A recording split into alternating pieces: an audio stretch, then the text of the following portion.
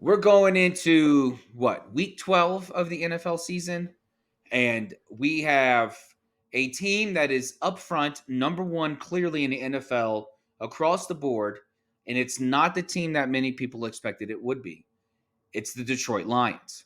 The Detroit Lions flash a very heavy offense with the stars Jameer Gibbs and Jamison Williams, not to mention the prospective MVP of this season, Jared Goff. Let's just forget the 5 interception game that he had against Houston. But Detroit is playing a different style of football this season. And last year, we was always, hey, Detroit has a chance, but can we trust the defense? Now this year, Aiden Hutchinson, he's been hurt all year. He's out all season.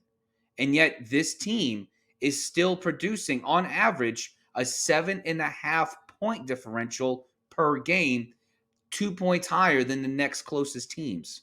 That's including Kansas City. This defense is holding up solid against its competitors.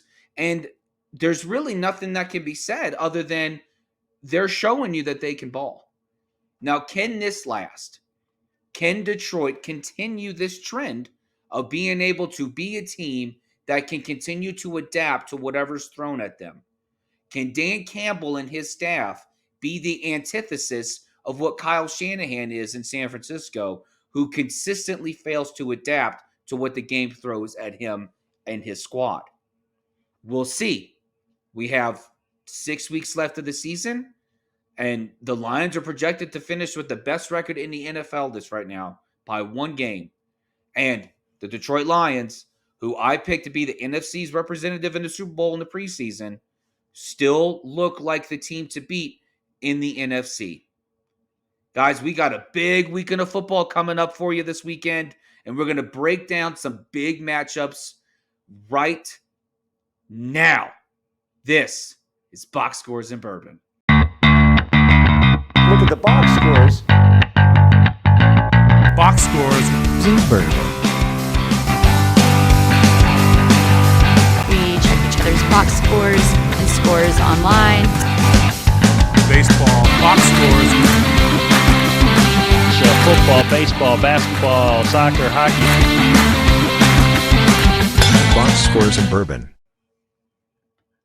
Manny, let's before I forget, let's cheers ourselves in. So I have to pour my drink. There you go. Welcome back, JB. Welcome to another episode. Aren't you excited? We're in the home stretch of playoffs. We have 5 weeks left of NFL regular season football. 6 weeks. 6 weeks left. 12, yeah, including this week. Yeah. Yeah. All right. Crazy. Cheers, my man. Clink, Cheers. clink. Cheers, everyone. Clink. Yeah. So I just, I want to hear your take on Detroit, man.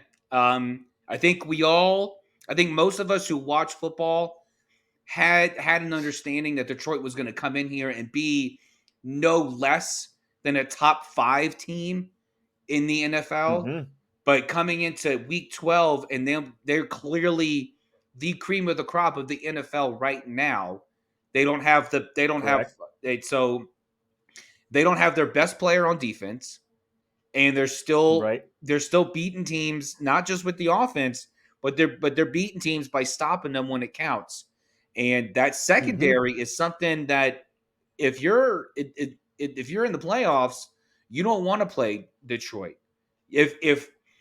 If I'm a playoff team, I want to make sure that my run game is on point, because that might be my best shot at beating Detroit if I can beat them in the trenches by grounding and pounding them as opposed to airing it out. But I want to hear your take on just what's working, what's not working right now.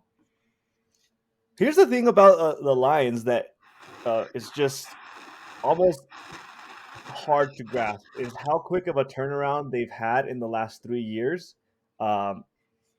Everybody knows they made it to the NFC Championship last year, and they barely missed the playoffs, but knocked out the Packers the year before. But in year 3 of the Dan Campbell era, I think it's year 3, maybe year 4, I did not expect them to be at this level of dominance, and it blows my mind.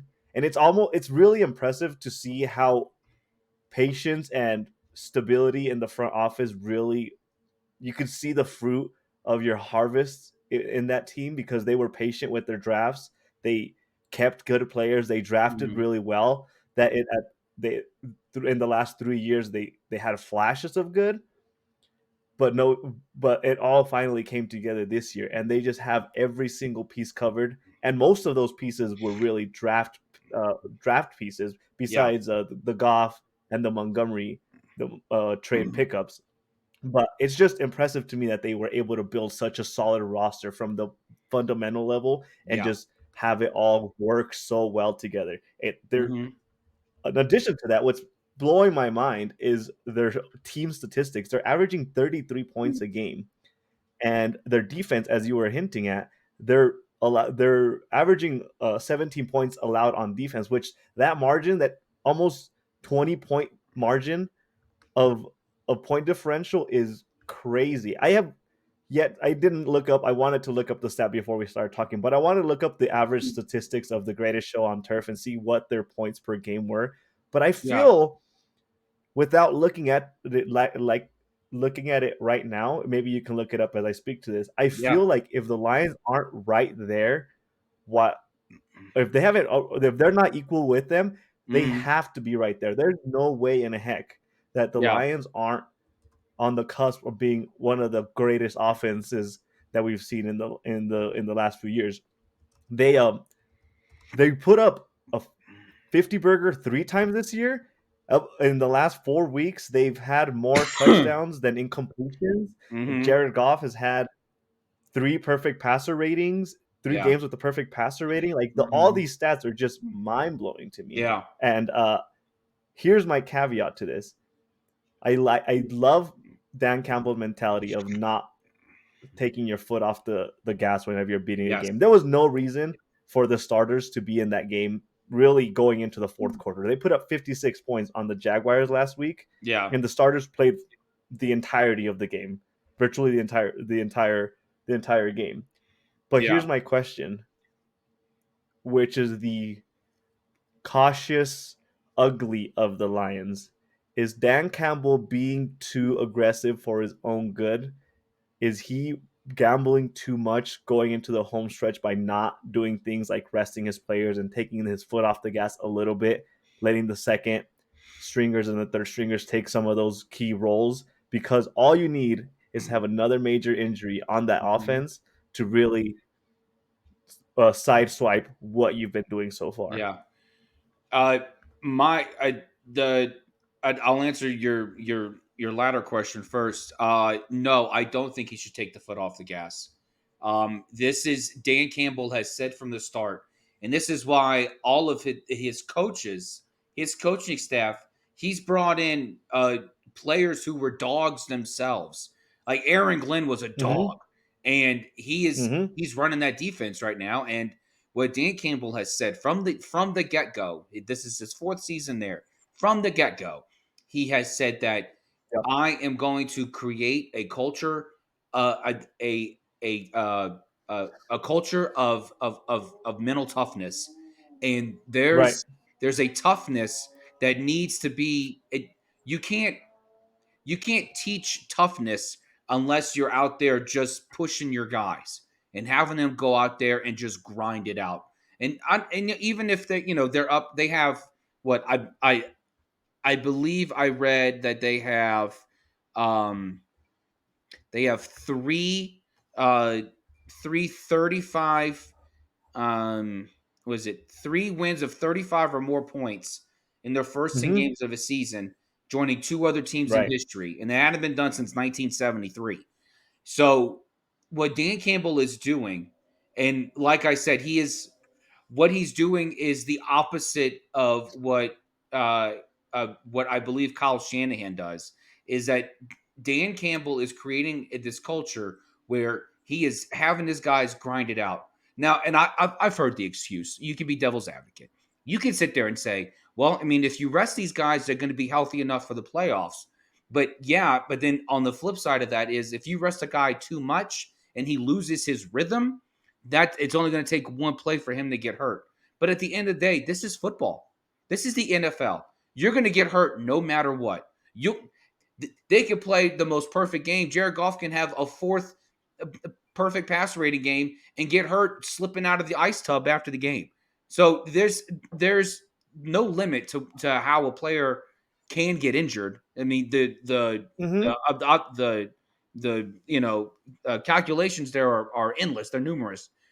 But if I'm Dan Campbell, I want to keep pushing my guys. There was a Brian Branch recently said that somebody said that their defense, that there's some holes in that defense. Brian Branch said, my answer to them is if there's holes in a defense and you think you can fix them, come out and play better than we do. That's it. And this secondary is really just what it is to really just bring up kind of just the heart of this Detroit defense. When you have Carlton Davis and Terrion Arnold and Brian Branch back there just wrecking havoc, and Brian Branch seems to get Yep. 2 interceptions a game, and I know that Aiden Hutchinson's been hurt, um, but they went out and got Zadarius Smith, and to counter your kind of letting the players rest, Dan Campbell has done a lot to let Zadarius Smith get healthy. He is let He did. I was very impressed with what he did with him specifically. yeah. Yes. They acquired him. Zadarius said, "I'm not quite ready." Dan Campbell said, "No problem. Take your time. We got this." Well, So he also did it because they traded for him when the Browns were on a bye week. So in order for him to not lose out on that bye week, because the Lions had already had right, theirs, he yeah, still put him on inactive, so he could still yeah, get that rest period. So yeah. that was So kudos to him on that. That was a very yeah, and so move. I think that right there kind of speaks to just kind of who he is as a coach, and just the culture he's creating because he knows the players understand the assignment. When you're out on the field, you're going to dog out. That's it. We're going to go Mhm. out there and we're going to play. We are going to stick to our assignments and we're going to stick to our assignment. We're going to play them well. And that's why I Mhm. believe Detroit, if anyone's going to stop Kansas City's three-peat, it's going to be Detroit. It will be. I've said this all season before the season started. I believe the road to the Super Bowl in the NFC runs through Detroit, and You it did. seems like it's going to hold true. I don't see Yeah, Detroit it doesn't seem like anybody's going to slowing catch down. them. I don't see them slowing down, and the fact that they're No. doing this without Aiden Hutchinson on defense is just more of a testament to how his players respond to him. Let me be devil's advocate for you though. Do you remember what the negative was said about Dan Campbell last year once they lost to the Niners and it was the Niners in the NFC Championship. Mm-hmm. Do you remember what was the negative that they were saying about him? They were saying that he was too aggressive for his own good. That his Mm-hmm. aggressiveness caused them to lose the game. And if you Yeah. remember, there was multiple. They had a lead in that game, Yeah. and they ended up Mm-hmm. continuously going for it on fourth downs, Yeah. which they ultimately turned it over on downs a few times, which Yeah. let the 49ers get back into the Come back game. by the I 21 feel point deficit. Yeah. Yeah. right. So I feel like in the same way, as much as he hasn't taken he obviously didn't care what people said. He continues to be that aggressive, but now I'm concerned that aggressiveness has transformed into his roster play. And that's my concern because it's like you said, it's going to happen that a player gets hurt. That's inevitable. But why continue to take so many gambles with your roster whenever you have an opportunity to rest them? As much as you say playing builds the toughness, there is a thing as far as giving your body that extra opportunity to rest and be fully healthy for that following week. Why is he Mhm. not taking advantage of that when he's up by 40 points Yeah. against a beat up Jag Jacksonville Jaguars team that is not even trying in the fourth quarter. At that point, what do you have to prove? I get the proof of we're gonna continuously beat up teams as much as we can, Mm-hmm. but I just that's the sticking point for me. Like, are you gambling a little too much for your own players' sakes? And I know if you ask the players, they're gonna say, "I want to be out there the whole time." I get that, but at the same time, as a head coach, you kind of have to find that wiggle room or like that leash and how much you're gonna give and Yeah. take from them, or as a whole, the playing time thing, how much you want to control and take that reel that in a little bit. Yeah, and like I said, I hear what you're saying, but a part of me disagrees with it because I feel like too much of today's culture is about, well, let's just err on the side of caution instead of going out there and doing your job. I mean, we can. I mean, like I said, like, and to go to your point from last year we all knew that defense had holes in it. That defense, they Detroit ripped um uh uh uh defeat from the jaws of victory every single, like, it's too many times last season in regular season because that defense just failed them in the end. It happened too many Mm-hmm. times. It's not happening this season. And I think what Dan Campbell is doing, and I think he's taken it's probably not as much of a calculated risk as many people might see, because you can also tie this to Kyle Shanahan. Kyle Shanahan doesn't adapt to any game plan ever. He continues to play the same game all the time. It's the reason why Tom Right. Brady came back and beat the Falcons when he was OC, and it's the same reason why Kansas City won the Super Bowl last year, because Kyle It's the same Shanahan. reason they lost last week. You don't have to look that far. It's the same week they lost It against the is. It is Seahawks the same last reason they week. lost last week too. It's because he doesn't adapt. He doesn't adapt to the game. And what I think Dan Campbell has a pulse on is that, well, one, I think what we need to maybe start asking is who has the more talented pieces? Is it San Francisco or is it Detroit? Because there's a lot of talk about Brock Purdy only being only being great when everyone's healthy. Which to that I say, Right. duh. Yeah, I mean, so was everybody else. Like, I mean, I'm sure Derek Carr could throw one less interception in that offense when everyone's healthy. So, I mean, I'm not going to knock Right. a guy for being great when everyone's healthy. You should be healthy. I mean, you should be great when everyone's healthy. You should be. But I just meant, like, just Yeah. on on the level of just talent on the field. I think I think what we're seeing in Detroit is you have two extraordinary playmakers who are extremely young in Jameer Gibbs and Jamison Williams. You give those Yeah. two the ball, anything is possible. Anything is about to happen. You have no idea what you're about to see.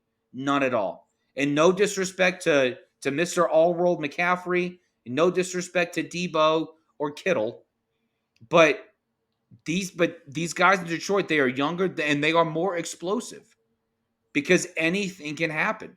And so while he's not as calculated as a lot of people would like him to be, I actually think he's looking at what he has and he's saying, I feel like we can be even better. I feel like Dan Campbell looks at this team and says that there are no limits to what we can accomplish right now. None.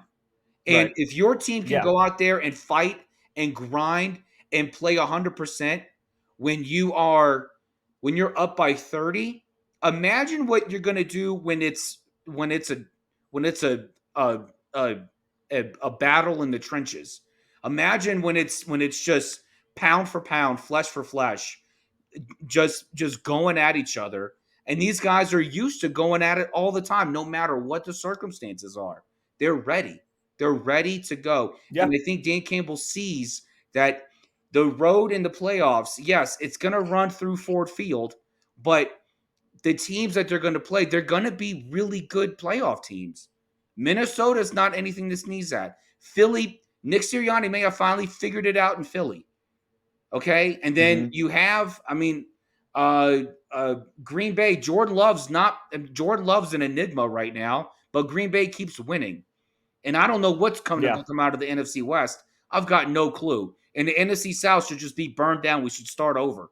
But whatever, whatever, whoever is going to come to Detroit, Dan Campbell sees that we have to be ready for anything. We have to be. No, you're right. You're right. And the you were comparing the Niners offense to the Lions offense real quick, and there was something that came up to me that came up across my feed recently, kind of highlighting the point that you were making. When it comes to the players on the 49ers team, uh, all the players tend to be uh, dependent on each other being on the field for them individually to do good. There was this stat Mhm. that came across that when Kittle was off the field, Debo Samuel was averaging like 20 or 30 yards less per game, or it was Mhm. some or per reception. He was Yeah. averaging like 10 yards less per reception. That's that is something that is not necessarily sustainable. And to highlight what the good on the Lions is that no player necessarily is reliant on anybody else to really be explosive in by themselves. You can have a game where Gibbs is going to be explosive no matter who's on the field. You can have a Mhm. game with when St. Brown's going to be explosive. I think that is that is the deciding factor between those two teams. It's almost like I think we're talking about these two teams because it's coming across almost like a de facto that we're expecting either the Niners or the Eagles to go up against the Lions in the NFC Championship. Which is why I think we're comparing the Niners to the Lions. But I think that's the most impressive thing about the Lions exclusively is that they're not dependent on any one player for Mhm. another player to really highlight and take over that game. But I Yep. did look up the stat. Mhm. The greatest show on turf averaged 36 points a game, and as I mentioned at the beginning of the section, the Lions are averaging 33.7 points a game. So they are right on this cusp of having one of the historical explosive offenses. So I just wanted to bring that up since I Yeah. brought up the question at the beginning. So and here's my thing about that. Dan Campbell knows this. They asked him about this. They asked him if he's chasing the history of having the greatest offense, and he doesn't shy away from it. Like a lot of coaches will say, "Well, we're just focusing on being an efficient offense and making sure that we can score enough points to win." No, he straight up said, "We have the key players to be able to do it," and that was one of those things that I feel like rubs off onto the players whenever there's something greatness happening, like the Kansas City Chiefs having the three-peat. Players know Mhm. that they're chasing that. Yeah. When the coach doesn't shy away from the potential of saying, "Hey, you know what? I do want to be the best offense on the field ever. I want to have that asterisk next to our team, regardless of what happens in the season." I think that it rubs onto the players and they feed on it and it makes them so much more efficient. So on that alone, I just feel like it's such a good stance to take, and it just reminds me of how good of a player's coach Dan Campbell is in a very good way. Because there's a lot of players. I think we talked about this last episode. We were talking about coaches that are very good players coaches, but they don't like bring out the best in their players.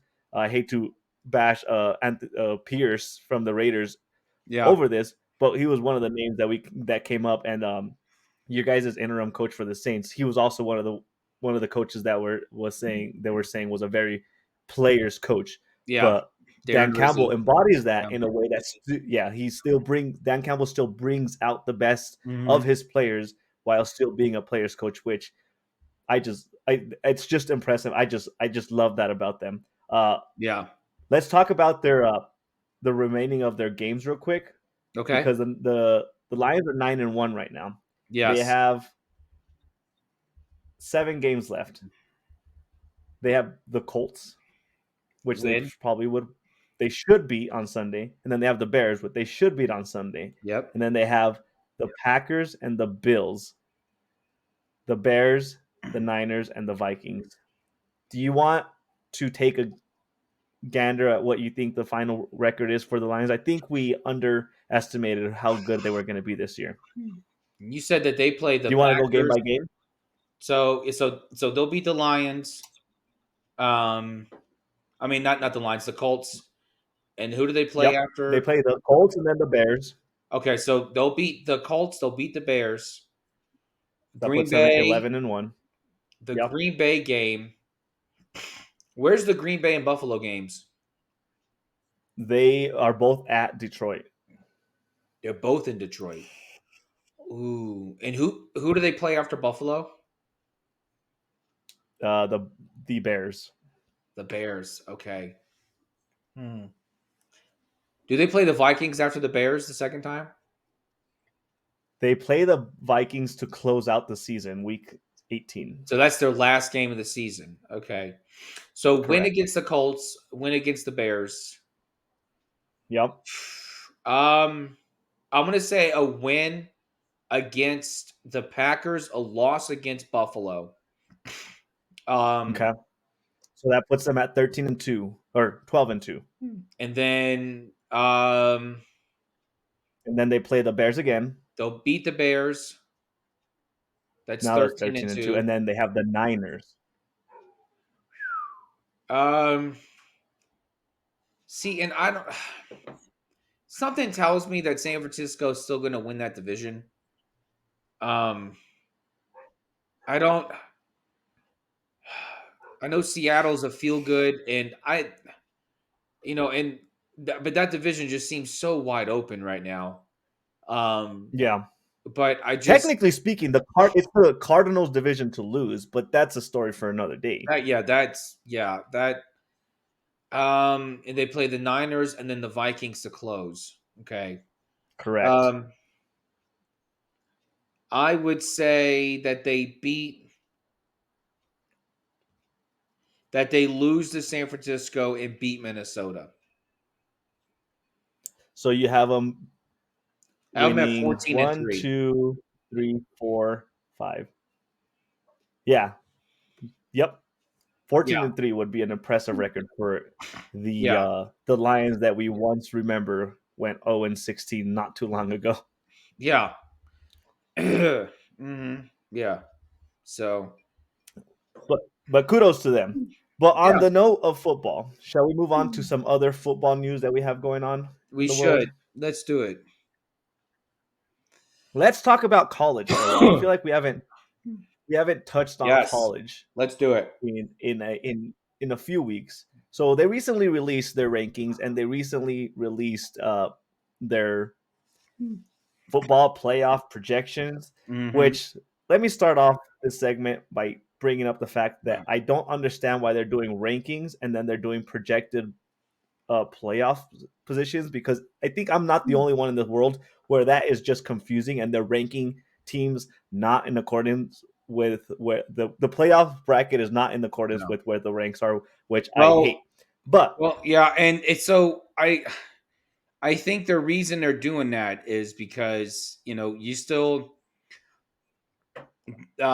because it'll be the top 4 uh of the conference winners, regardless of where they're ranked. They're going to be 1, 2, 3, and right, 4, regardless. Like, I mean, based depending on off what of their how they record win, is or obviously. whatever. But there's still so much to be said for, um, what happens. And then we'll talk about Ohio State and Indiana here in a bit. But Mhm. what happens when a team goes and they lose their conference championship game? Do they still get ranked? Where are they going to be ranked? It makes sense on paper to continue to do it this way. I think, but what fans need to understand and realize is that what you need to pay attention to are the projected playoff bracket.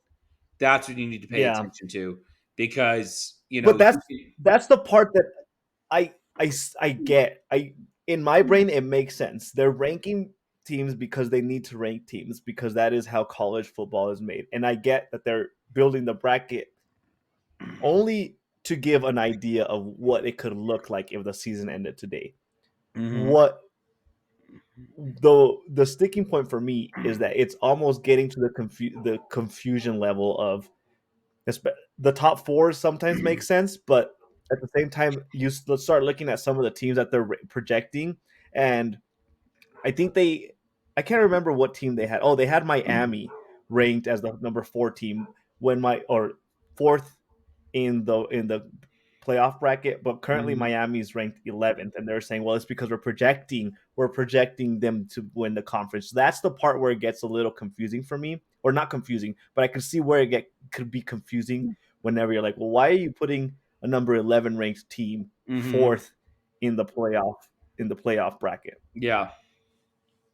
Yeah, it's just like I said, it's going to be one of, and this is the first year that this is playing out. And honestly, this was one of the headaches that was going to come, because it's not like um you know, college basketball, where you take the top 4 seeds and then they're all the number 1 seeds now. Right. Yeah. So but they're trying to find some way to make this as fair as possible, because not every conference is made the same. And because this is Mm-hmm. college football, the the talent level is it's more evenly distributed than it has been in the past. But I mean, if we did, because if you just look at the rankings, um, let's look at the let's just look at the playoff rankings themselves. Okay, Yeah. so if we just did the let's do this. Where is this at? So we rankings. We have Oregon number 1, Ohio number 2, Texas 3, Penn State Yeah. 4, Indiana 5, Notre Dame, Alabama, Georgia, Ole Miss, Tennessee, Miami, and then Boise State rounds out the top 12. Okay. Yeah. So if we kept just the top 12, 5 of those teams are from the SEC. Right. So that doesn't, and then one, two, three, four are from the Big Ten, and then um and then Notre Dame and Boise State. So that doesn't really lend to a lot of, you know yet there would be no Big 12 team in Right. here. There would be one ACC team. That's Miami. So there Yeah. wouldn't um So and then and then to not have the Big 12 in there, especially when it's and I know BYU just lost, and SMU's in there, but when you Mm-hmm. have uh you know BYU and then SMU's 9-1 right now. Um and I know BYU. Oh, I'm SMU's in the ACC. I'm sorry. I'm sorry. Uh, uh, BYU. Um, I know they just lost, but if it doesn't really kind of cater to just the conference itself. So I my my whole point is just I think it is a little it is weird to do both of these rankings. But at the same time, it's more um, kind of just kind of, okay, this is where you sit, but we still have all these other factors in play, because we're not going to go off these playoff rankings. We're going off the playoff projections. But the playoff projections feed off Right. the playoff rankings, because you sit there and you say, okay, well, we have the 1, 2, 3, 4, and then okay, here are the other teams that are doing this. Yeah. And you can't exactly say that Miami's the fourth best team in the country or the third best team in the country. Um, you know, uh, when you have the other teams out there, and so it's just it's Right. it's odd, it's weird. Um, It is. But here's my thing about it, and I think this is why I have an issue with it. I have an issue with it because this is the first year of the 12 team playoff, and they're already talking about what was it? They're already talking about doing a 16 team playoff bracket in the next 2 to 3 years, expanding the playoff. What are you gonna do at that point, it's going to become so messy. I feel like the NCAA is just setting themselves up for more confusion, and they're just setting themselves up for failure by doing this double ranking Yeah, playoff bracket. But here's where we think the teams are actually ranked. yeah. It's just it's a convoluted thing. Hmm. I think the best way that I've heard somebody describe it was we're ranking the teams based off of the average team below that team, the likelihood of them being able to beat that team. So Hmm. right now, Oregon is number one. The likelihood of any of the teams below them beating them is almost zero because Oregon has been so good. I Yeah, think that is the best way to describe the rankings themselves. But then it also, looking at it at the playoff picture, it yeah, just turns into a whole another convoluted mess because you're saying technically Miami is the fourth best team that has the fourth best chance to beat a good team. Which hmm, I'm not trying to have a whole dissection of the college football playoff right now. yeah, It's just an opening conversation to have about the status of college football right now. What I do want to talk about is some key matchups that I am very excited for this weekend. And there's yeah, three games that I want to talk about, and I brought them up to you so you could be prepared for them. yeah, First off, let's talk about the matchup that you already hinted at, and that is the Ohio State Indiana matchup. yeah. Currently, Ohio is number 2, Indiana is number 5. Expectations? Oh, yeah. Okay, you're asking me. Okay, I was like, why'd you stop talking? Um, No, I I was putting that as yeah. a question out for you. I okay. So I love what Kurt Signetti's doing in Indiana. I love this Hoosier fever that's going around the country.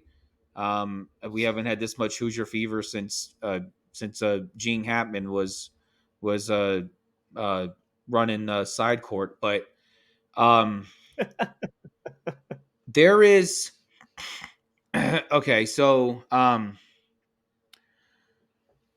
oh, I would love to see Indiana come away with this game. I would. And I'm not saying that they can't. I'm not saying that can't. And Indiana's offense is just on fire right now. And it's but and as much of a problem I have with Ryan Day, um I just From it's Ohio State. yeah. Um I'm trying to get to the damn game. Just let me look at the freaking game. Okay. Um I'm trying to pull up the stats here because I know Ohio State has won a lot of close. It seems like they've won two close to call games. But Yeah, overall, let's see. Ohio State, Let's uh, see here. yeah. So, Well, they beat. so Come on now. They if beat you look at Northwestern 31-7. Oh, Purdue 45-0. Penn State gave them a run for their money 20-13. yeah, Nebraska, I guess in a 21-17, way, they lost to Oregon yeah, 32 to 21-17. 31, and the way Yeah, Oregon played against Wisconsin on Saturday didn't really enlist a lot of inspiration for me. And so but I mean that's a testament to Wisconsin when your quarterback is healthy and you can play a solid football game. But the stats between these two, they just it that they're really close.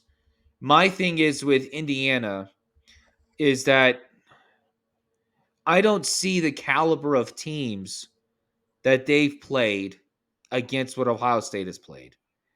And I think Ohio State's already been tested. I think you know when you come out of that 4-3 matchup against Penn State and you beat them on the road, and then I mean I know the Oregon game was a long time ago. It seems like 6 weeks ago, but that was a nail biter too. And so right. I think Ohio State is going to come out with this game. I think I don't see Indiana scoring the 43 almost 44 points that they score a game. If I had to guess, I say 21-17 Ohio State.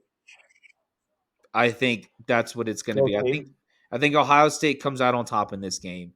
As much as I want Indiana to do well, and Rourke for Indiana, he's playing out of his mind this season, but there is there is no more, I think, underrated player in college football than Jeremiah Smith, the receiver for Ohio State. This dude is just absolutely bonkers. And I know Will Howard has his moments, but the thing is, Will Howard, his stats really are quite superb this season. I think it's just Mm-hmm. I think it's just in those key moments, when Ohio State needs a big play in order to kind of expand the lead. That's when he makes his mistakes. If Will Howard can contain himself and actually just play sound football, no matter what the score is, I can. I mean, I think it's a close game, but I think Ohio State comes out on top in this one. Yeah. Here's the thing about this matchup. It it carries more weight for Indiana to win this game, even though your projection is that they'll lose this game. They have no marquee wins this year, which I think that's one of the main reasons why there's so much controversy. If you, I don't know, you're not one to listen to necessarily like mainstream sports media, but there's a lot of anger at the fact that Indiana's ranked number 5. But as you look at their matchups, you can see why there Yet they're there's no beating respect these behind their teams. name They so are big. pounding them into the ground. It's not like they're winning But who? by a few points. They're winning. Yeah, I mean, no, these are they're they they're are averaging a winning, 30 but point differential. the they are. The thing about Indiana is that they have no marquee win against a strong team. The most recent team that you could say is a strong opponent was Mhm. Michigan, but Michigan is not even ranked anymore. They played Michigan State, Washington, which Washington is fallen from the precipice of the national championship of last year. They have no ranked opponent wins. Ohio State does. So this would be the first Indiana win that they could have on the resume saying, yeah, we beat a ranked team, which is why I think they need the win more than Ohio State needs the win. Mhm. Ohio State by has beat Penn State. They they lost to Oregon by a point. That that's really the next best game. They beat Missouri at the they lost to Missouri at the time, but I feel like just because of the structure of Indiana's schedule and the opponents that they've had, Ohio State has less to win. Indiana has everything to lose if they lose this matchup, which is why it's such an important game for that conference for them to win or at least make it competitive because if they lose, they're 10-0 right now. But if Mhm. they lose, they can find a way to still stay in the conversation for the playoff. Because right now, based off of that, the rankings for that conference, it's Oregon, and then Indiana, and then Ohio State. Mhm. By them losing, Oregon would almost by default jump them, and that would put them Oregon and Ohio State in the conference championship, Yeah. which is it's just what I'm getting at is that this is Yeah. why it's such an important game for them because they need to be able to stay in that conversation for them to have a chance to be relevant when it comes to the final playoff ranking. Yeah, and I hear what you're saying about just the opportunity Indiana has in front of them. They both will try to seize it. I think this is a bigger game for not Ohio State, but for Ryan Day. Ryan Day's record against top 5 teams before they beat Penn State was 2-6. He had lost 4 straight against them. Indiana's ranked what? 5th. So this is Mm-hmm. an opportunity for Ryan Day to show that he can have his teams ready to rise to the occasion in the big moments, in the big games. And I honestly think that there's more riding on this for him because not only is it, you know, uh, just the fact that, this is not just him beating a top 5 team. This is his opportunity to have Ohio State uh, ranked one of the top 4 seeds going into the playoff and hopefully clearing their way in order to win a national championship. I think this game speaks so much more for him. And they lost against the 1-3 seed this year, and they beat another 3 Hmm. seed this year. So they lost. Yep. They barely lost out to Oregon, and they beat Penn State, which was huge. Which, if you're going to Right. be a team, if you're going to lose to a top 5 team, you you want to do that in the beginning of the season. You want to be able to build up And your you want to do momentum. it in a close fashion. Yes, and You so want to being lose a able close game. so being able to if he could beat Penn State and then 2 weeks later beat another of the top 5 team, I think this is huge for Ryan Day. And Right. but either way, I still think Ohio State pulls it off. I do, and I Yeah, think I would think so. I just based off of the matchups that Indiana has had, it makes it hard to really buy into them being at the Ohio State, Oregon level of competition right now. Mhm. But ultimately, what what we are almost what we're hinting at is that it should be a good game, and it behooves.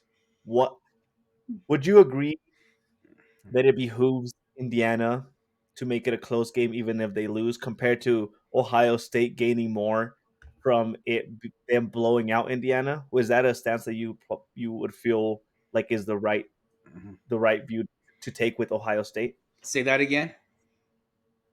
Do you think it behooves Indiana, even if they lose or win, for it to be a close game compared to Ohio State needing to blow Indiana out for it to be a more heavier weighted win for Ohio State? I think I don't think Ohio State needs to blow them out. I think all Ohio State needs to do is win. That's all they need to do is win. That's it. That they Okay. just need to win. For Indiana, I could see there being a greater pump up feeling if you lost and you lost by less than a touchdown. Because if you Mm, get blown out, it's like, whoa, we are way away from being close to being able to fight the big dogs. But if you lose by less than a touchdown, that's,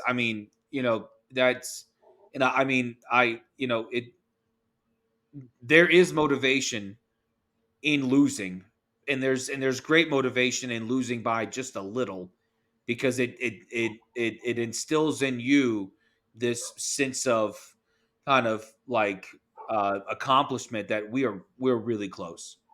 And what right. Kurt Signetti's doing in Indiana, if nothing else, is showing the college football landscape.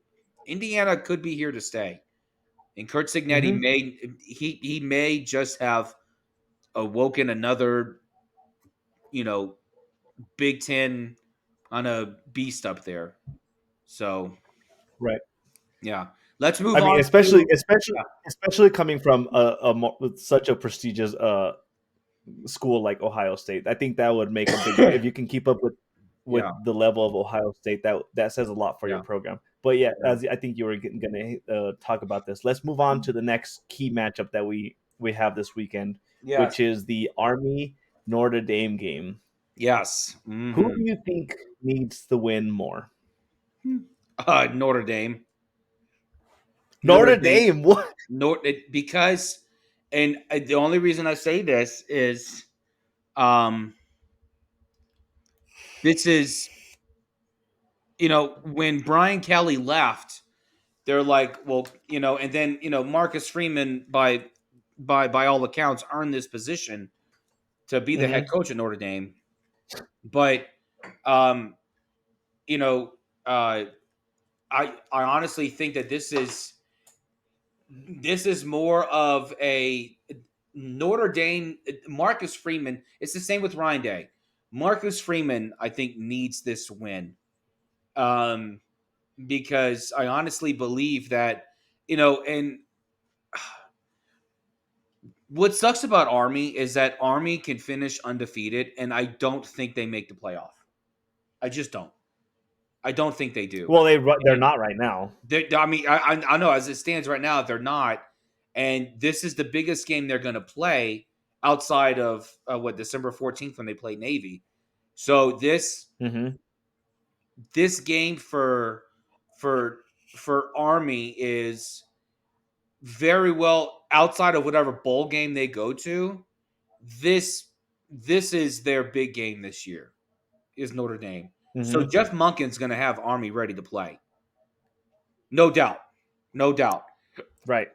But I think for just sakes of having of just needing this win, kind of what we're talking about with Ohio State, Indiana, I'm going to go with the fact that it's very much Marcus Freeman's statement game. I think I not a What I statement mean, game, not that I take it back, not a statement game, but a game where he can sit there and say, "Yeah, Slug, this is look, we can win. Look, we can win any game thrown at us. We can do yeah. this." I mean, I for every point that you just made, it blows my mind that you're sitting here and saying Notre Dame needs the win more. I I didn't feel say like Notre Dame. I said Marcus Freeman. okay. Well, Marcus Freeman needs this win, and he need, sure. and I think he need. I think Marcus Freeman. I mean, of course, he wants to win, but I think Marcus Freeman understands this too because he's trying to keep Notre. He's trying to sustain what Brian Kelly already carried Notre Dame to, and what he carried Yeah. them forward. And this is going to be something where he's going to be kind of I don't know if it's a huge test because and honestly like Notre Dame needs to win this game too because if they lose this game, I don't think they make the playoff. I don't. And so and so out of the two, like if Army wins, they still don't make it. If Notre Dame loses, they won't make it. So I think it goes back to Notre Dame. Marcus Freeman needs this win, and Yeah. Notre Dame needs to win in order to continue their path to the playoff. So, well, here's my thing about it.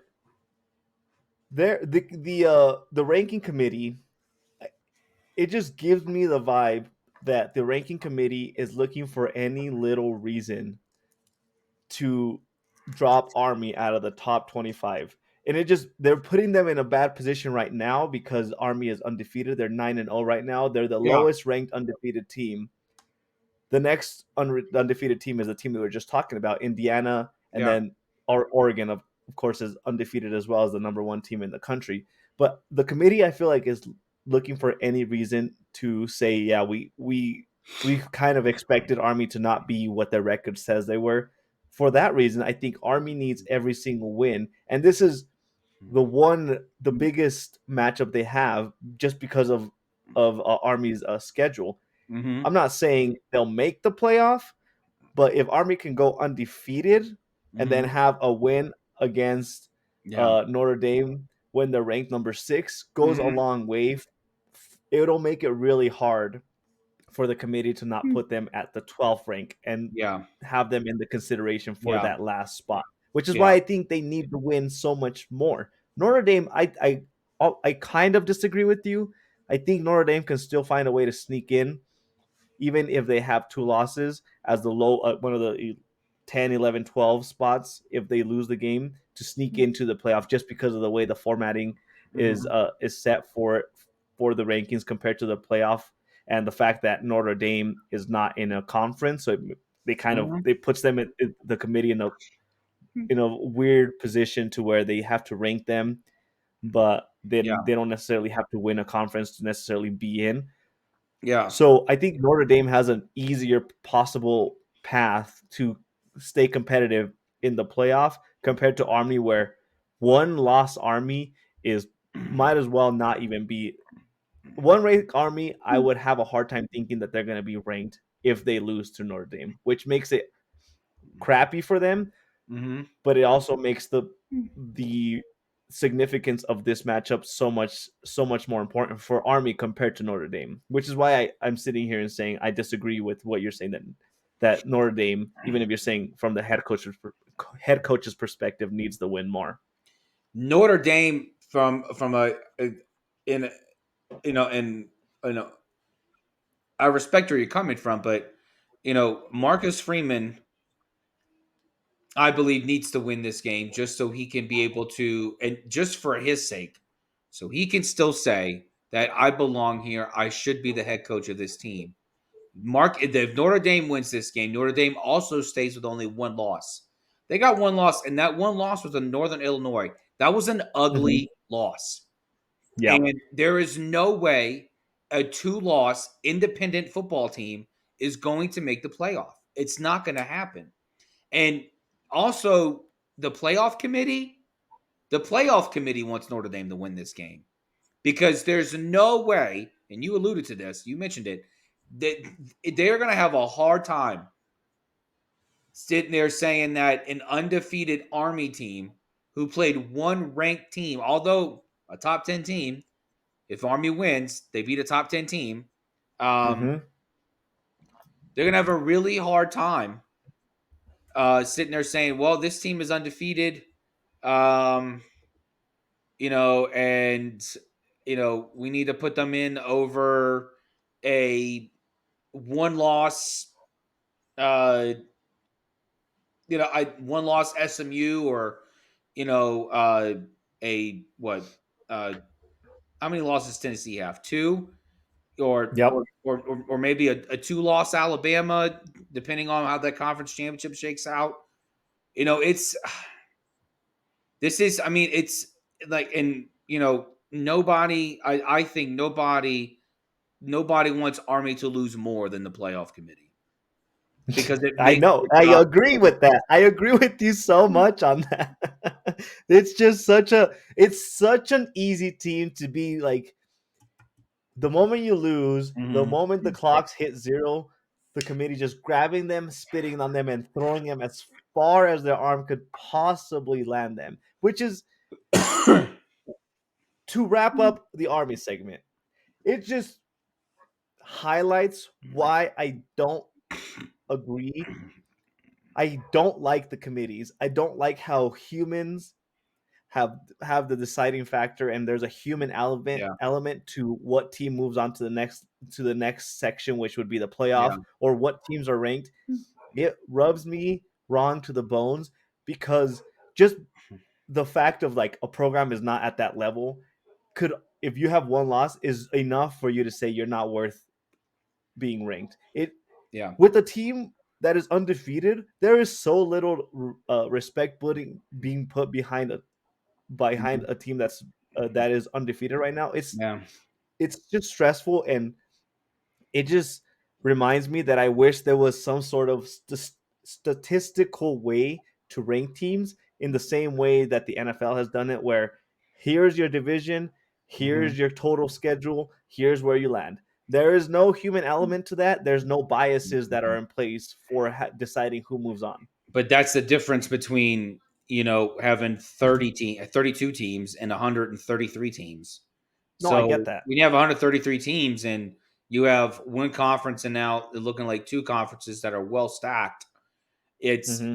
I mean, it, there is no real fair way to do this. This is probably the Right. fairest way. When you came out with the 12-team playoff, all of these things were going to come to play. Everyone was going to have these questions, but this is how it's going to be. But then to counter your Army undefeated, you know, uh, argument, I believe you just said in the previous game discussion between Ohio State and Indiana that, Ohio State, I mean, Indiana undefeated, there's going to be a lot of people upset that they were going to make it. But now if Army's undefeated, it's like, oh, well, they should make it. And honestly, look, Indiana plays in a tougher conference. They play a tougher slew of teams. Not, Hmm. comparatively to Ohio State, not nearly the schedule that Ohio State has had to go through. But Army is undefeated. Army's 19. They can't get around it. And it's just and they play for the AAC. So that, I mean, again, I mean, that's just, I mean, that it's such a small conference. But you have an undefeated team coming from there. I could see more merit. Not merit. I mean, I can see how it makes, going back to this Army Notre Dame game. It makes more sense that the playoff committee is rooting for Army to lose. So Oh because yeah, it makes their job so much easier than having to correct. sit there and say, "All right, well then, I mean, I don't know, like, does Do one we loss rank them? SMU go? Does Tennessee go? Like I mean, who goes? Like, who's gonna Yeah, go and who's gonna leave the playoff out instead of Army? And even right now, Army's not even one of the last five teams out. right. They're still. I mean, as undefeated as they are, they're still not even within the top 17. So No, I know beating Notre Dame would get them there, but the closest I think Army gets, outside of some magnanimous thing happening in college football, which this year, we have seen. Yeah, I never thought Vanderbilt would ever beat Alabama, but they did, and so no, they didn't. Did they? Did Vanderbilt beat Alabama? no, they did. They Yeah, did, they yeah. did. So it's just it's just one of those things where we can sit there and say, yeah, it's the most fair to have um to have an undefeated team make it over a two-loss team from a stacked conference. But oh well, that's not the world we live in. So That the statement you just made, the "oh well," is probably like the best description you can have for what is possibly going to happen. Where even if Army goes undefeated, there there's three undefeated teams in the mhm, top 25 right now, and I just mentioned them: yeah, Indiana, mhm, Oregon, and Army. yeah, And even if Army went mhm, undefeated, the commission, the the individuals yeah, that decide the rankings, all they mhm, would have to say was, "Oh well, there was better teams than them," and it would be the end yeah, of the story because it's Army and because it's such a small conference that carries yeah, very little weight. yeah. I'll put It's it that's this just way: how it. I if people had aneurysms last year because Florida State didn't make the top four, wait till we select the playoff bracket for this season. Just wait. No, yeah, Just oh wait. yeah, true, Especially, true, especially if Army wins on Sunday or Saturday. right. So, which I love the Army. I've been in the military for 20 years. I've served alongside the Army, but I see Notre Dame winning this game. I do. Um, I think Army gives it a valiant effort, but I think Notre Dame comes out on top. And I mean, it'll be a fun game too. It's at Yankee Stadium, so that's awesome. Just you know what, Army, I'm cheering for Army. Just I'm make cheering for Army too. I am, just but just make it. objectively speaking, I think Notre Dame comes out on top. I'm hoping Army makes it just so that they can make the committee's job that much harder Oh because yeah, it I would you love know that. it's going to be impossible to decide what the hell goes on in that. Let's move on from Army. Quick touch. The team everybody is talking about right now. Can you guess what team is the whole country talking about? LSU, no, they're talking No, about no, nobody talking. Colorado. That's right. Freaking Let's talk Deion about Sanders. Colorado and the Deion Sanders Colorado football team. Yep. They play Kansas this weekend, Hmm. and everybody's talking about how Colorado pretty much their future is in their own hands. If they win out, Hmm. it is hard for them to not be in their conference championship. Which at the end of the day, if they want, here's the thing: there's a lot of ifs for Colorado right Hmm. now, but all these ifs could very easily happen. Yeah. Let's talk about the possibility of Colorado actually sneaking in to the college football playoff, which pretty much would have to come from the fact of them winning the conference because they're an 8-2 team right now, a two Yeah. team, a two loss team has a very hard path Yep. to just be make it in as like I don't Yeah. forget what they call it, like the courtesy, right? Hmm. The additional 7 or the additional Yeah. 6 that they rank. Yeah. What are your thoughts on Colorado right now? Um, I think the hype behind Colorado is really just the hype surrounded by Travis Hunter, and just the continued saga of just well, where's Dion gonna go? Where's he gonna end up? Is he gonna stay in Colorado? Um, Right, and it's such an odd and it's an odd program to talk about because right, even today, you know, the 5-star quarterback Julian Lewis committed not he committed to Colorado, but the whole focus is what it means for Deion Sanders. Like this, it's it's such like as great as Nick Saban was, it was never about what does this mean for Nick Saban. What it means, what does this right. mean for Alabama? Even Kirby Hmm. Smart, it started out what does this mean for Kirby if he can't beat Nick, but and now it's like what does this mean for Georgia? Deion Sanders, like it's like you when you think about Colorado football, the first thing you bring up is Deion Sanders, and so it's like and then just to get this out of the way, I think Kansas wins on Saturday. I think Kansas beats Oh, Colorado, and here's why. nice. Here's why. This is going to be the fourth week in a row that Kansas has played a ranked team. They lost to Kansas State narrowly 29-27. They were 16th ranked. Correct. They beat Yep. Ohio State 17th ranked 45-36. And let's not forget last week they gave BYU their first loss, a 6 seed. They beat them 17-13. I Hmm. think Kansas is and they're playing at home. So, I think Kansas is going to beat Colorado.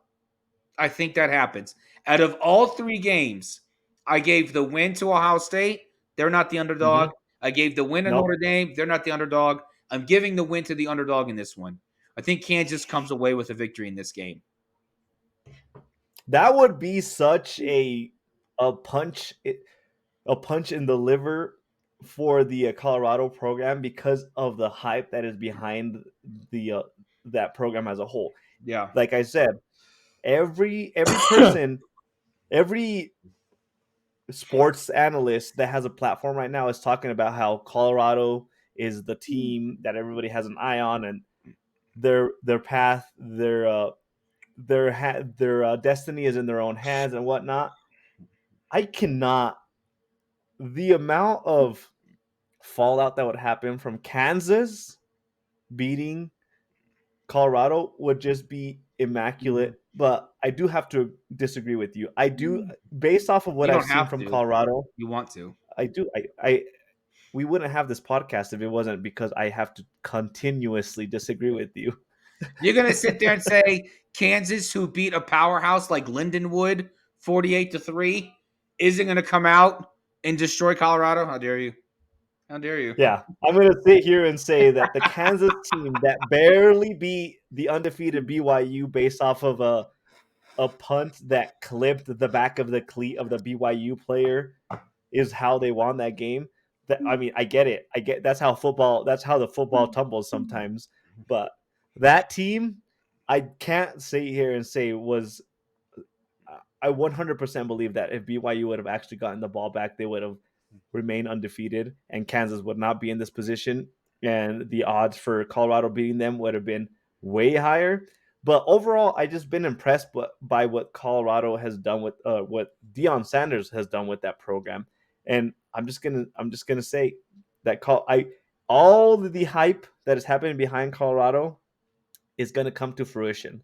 And I'm going to sit here and say that Colorado is going to win the rest of their games and put the decision in the hands of the committee to see where the heck they land up. And I dare say they will make the playoff this year. That is where I am ending this segment. I want to sit here and say that Colorado will make the playoff even if they barely sneak in. Man, if Army wins, and they don't make it over a 2-loss Colorado team. That is, I'm I mean, telling you, I folks. You thought Florida State last year was a scam. Get ready, get ready. That it will be hard to defend. It will be hard to defend a an Army undefeated team, not possibly not even being in the even close to kissing the playoff. But that is the status of the college football playoff as we sit here, and maybe in a 16 team playoff, which we have coming up soon. Maybe at that point they would make it. But on that point, JB, it's time. Give four everybody what top they are here for. fix It is of time for six. of our 6 of 6. Yes, JB, I'm bringing it up. All right, JB's number 3 fix of 6. What is going on in Tampa? First, they lose their stadium to that to to the tragic hurricane that happened down there, and thoughts and prayers to the families down there still going through that recovery process. But we just got word that not only are the Rays going to be playing in Steinbrenner Field, the spring training site for the New York Yankees for next season, but the new stadium that they had coming up for them in 2028 doesn't even look like it's going to come to fruition. And now this opens up a whole slew of a can of worms for Rob Manfred in baseball. Do you keep the team in South Florida, or do you consider them to be one of the teams to relocate either to Nashville or to Portland, or does MLB step in and build the stadium themselves? I don't know, but let's hope that they can figure it out. Florida has too many teams. Let's just move one out of there. They have too many teams. JB's fix of 6, number 2. Um, Aaron Judge wins the AL MVP unanimously. Now it wasn't a surprise that Shohei won his third MVP, and of course, all three of them were unanimous. Shohei is the greatest player on the planet. And I saw a clip of me from an old pod saying Soto was the best Yes. player on the planet, and he's not. And I don't know where that came from. So apologies to everyone for sounding like an idiot. But AI generated. Shohei is, yeah, that was AI. That wasn't me. So Shohei's the greatest player on the planet. It makes perfect sense he was unanimous. I'm surprised Aaron Judge was unanimous. I thought at least one person out there would give Bobby Witt a first place vote. I really did. Bobby Witt doesn't have nearly the power numbers Aaron Judge does, but he plays a mean shortstop, and the dude gets on base at a powerful clip. He can steal bases. I'm just surprised that he didn't win one single vote for first place. And then JB's fix of 6, number 1. Going back to Juan Soto. If you are going to pay a man Shohei Otani money, he's going to have to produce something other than just get on base at a powerful clip. He does not play a defensive position of great relevance. Yeah, he moved from left to right. I get it. He's in right field now, but he it's not as if he's going to be out there, pitching every fifth day or every sixth day. Um, if you're going to give Soto this money, there's going to need to be an expectation that when you give him this money, there will be some feathers ruffled in the clubhouse. Because whether he goes to New York and unseats Francisco Lindor as the face, what if he goes back to the Yankees and makes more than Aaron Judge? Who's the face of that franchise? I've been told by reliable sources that the one who makes the most money it becomes the de facto face of the franchise. So does Soto become the face of the Yankee franchise? Does he become the face of the Met franchise? If he goes to Toronto, what does that say to Vlad Jr.? That the Blue Jays would rather give all their money to Juan and not spend any time on their homegrown player who's been nothing but exceptional for them? These are questions we need to ask. and it's going to be a very interesting baseball off season. And surely the dominoes will start to fall once he signs his contract. Manny, hit me with your fix of six. On Manny's weekly fix of six, we have number 3. Ray Lewis is in the top of the considerations to be the Florida Atlantic University head coach. I I have mixed feelings about this, JB.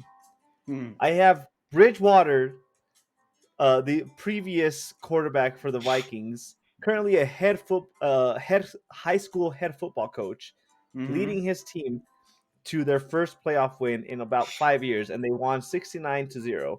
And then we have Ray Lewis, which, as far as I'm concerned, maybe I'm missing something. He's not necessarily something that has had major traction, but the hype behind Ray Lewis comes behind the coach that we were recently talking about, which is Deion Sanders, Mm-hmm. and teams wanting to do the copycat league kind of thing, where if Deion Sanders, as a previous player, is carrying Colorado to a relevancy that Colorado hasn't experienced in about 40 years, then Ray Lewis must be able to do the same.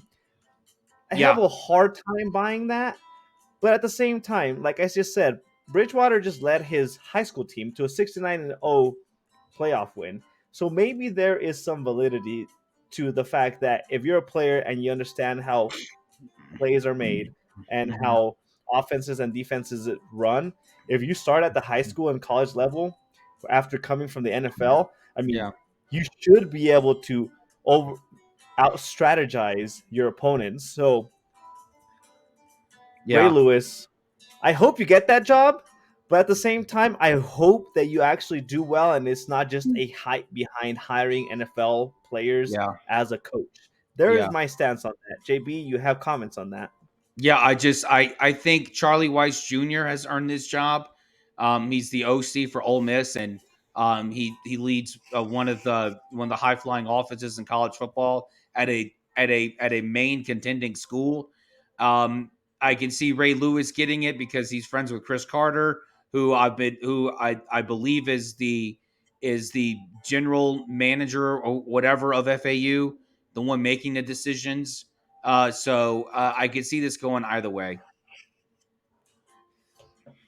And on that note, moving on to the NFL.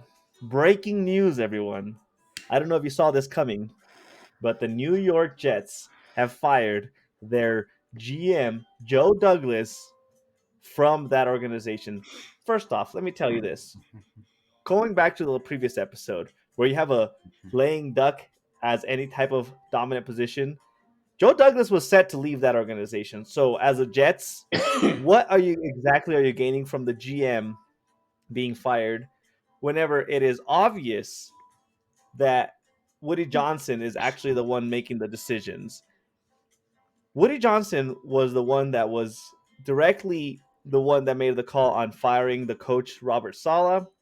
He blocked an extension for Huffs. He I have a list of things that he's directly impacted. He Woody Johnson's the one that refused to negotiate with Reddick whenever he was having a holdout after he got Yep. traded.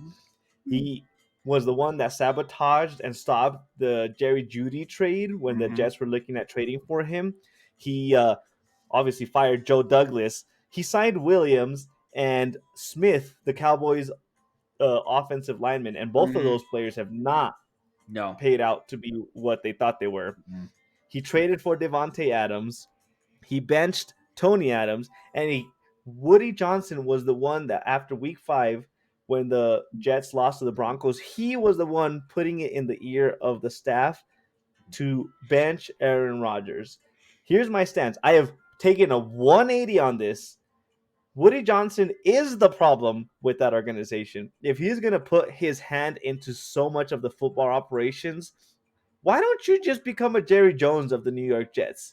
Why don't you just self proclaim that you are the general manager if your general managers are just a figurine behind your organization? Yeah. I I'm I I'm sorry for Joe Douglas. I wish you would have been able to see the rest of your contract out. You didn't really.